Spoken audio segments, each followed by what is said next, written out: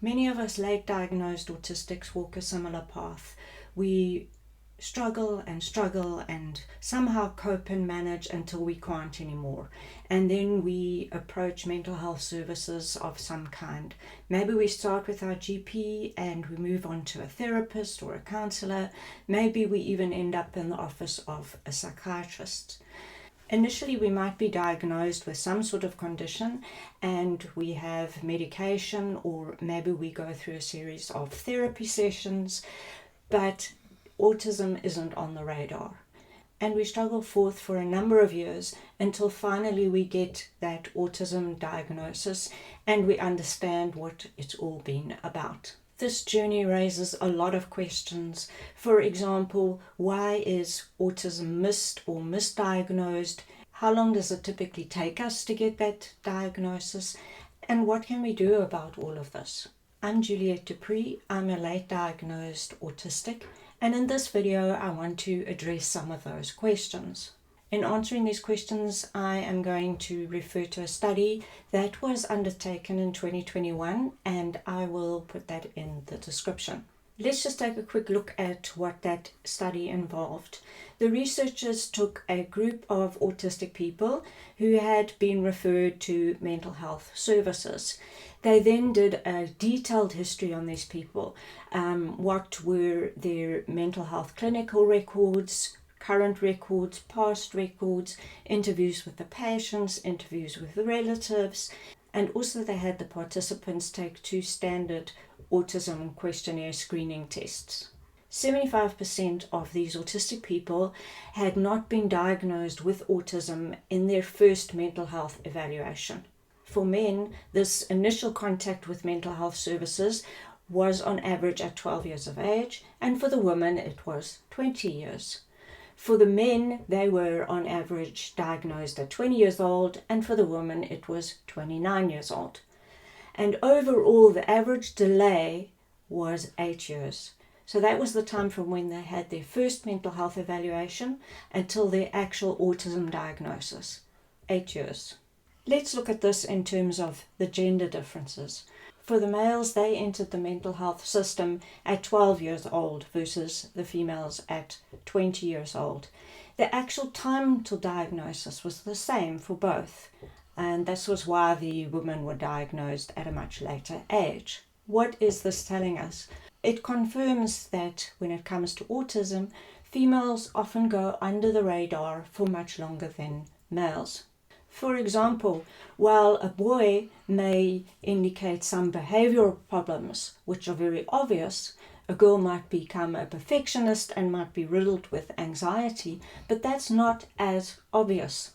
Then for girls, some autistic traits can be passed off as personality traits. For example, she's very shy, or she's a sensitive girl. And in other cases, these traits might be seen as pretty typical. For example, special interests. Girls can have a special interest around horses, but nobody's investigating the depth and the intensity of this interest. And finally, women and girls are better able to adopt compensatory measures or masking. What now about the delay? Why does that happen? When the researchers analysed the results of the autism questionnaires, they got clues as to why there was this delay in diagnosis and this delay in age of diagnosis. And it was very distinct for the men versus the women. For the men, they found that in the areas of verbal communication, flexibility, and empathy, if these traits were not so strong, it took longer for them to be diagnosed. Whereas in the women, they noticed that when they have very high attention to detail, it took longer for them to receive a diagnosis. In the case of the women, they found the late diagnosis was related to greater difficulties with verbal communication, with special interests and rumination, which is where you think about something over and over and over. So in the woman, it was stronger autistic traits that resulted in later diagnoses. This may seem counterintuitive, but it was because those traits were misread and misdiagnosed in the woman. So let's move on to this issue of misdiagnosis.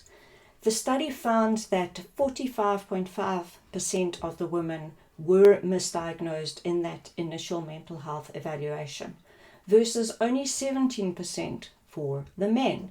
So misdiagnosis was far higher in the women. Let's return to these traits that we mentioned that cause the delay in diagnosis. Firstly, high attention to detail. This can often be misdiagnosed as obsessive compulsive traits, or is often seen in issues such as eating disorders.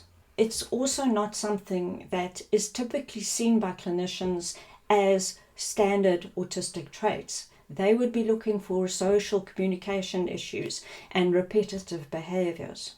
Then if we look at the problems with verbal communication, special interests, rumination, those can often be put down to personality disorders, in particular borderline. They can also be explained by anxiety or obsessive thoughts or other conditions. Something that was very interesting in this study was that they found that those women that were misdiagnosed had a far higher score on the autism tests in terms of sensory difficulties, much higher than the men. This is a huge clue because in autism, sensory processing difficulties often leads towards self-injurious behavior, and in conditions such as borderline personality disorder, self-injury is a hallmark. So this is another link towards misdiagnosis of autistic women. What does this mean for autistics? Well, we struggle until the cracks start to show, and we eventually have to contact some sort of mental health service provider. We can be diagnosed with something, we could be misdiagnosed with something, we could be given treatment that maybe helps a little but is not ideal. We could be given treatment that's actually harmful for us. And all the time we are struggling with social issues, with occupational challenges, and potentially getting more and more anxious, more depressed, maybe even developing physical symptoms. And this can go on for decades even, until we are finally given that autism diagnosis and we start to understand everything and we can then start to heal. But what does it mean for mental health service providers? They need more education. They need education about what autism is, how it presents differently in men and in women, and also how it differs from mental health conditions such as personality disorders, obsessive compulsive thoughts, and so on.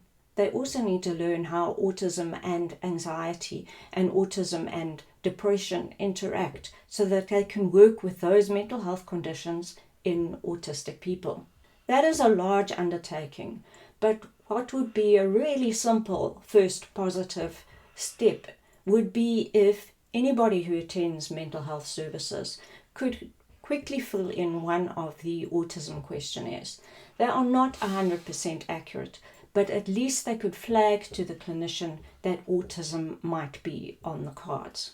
If you are a late diagnosed autistic, what has been your experience with mental health services? Did you wait for years for your autism diagnosis? I waited 35 years. Let me know in the comments.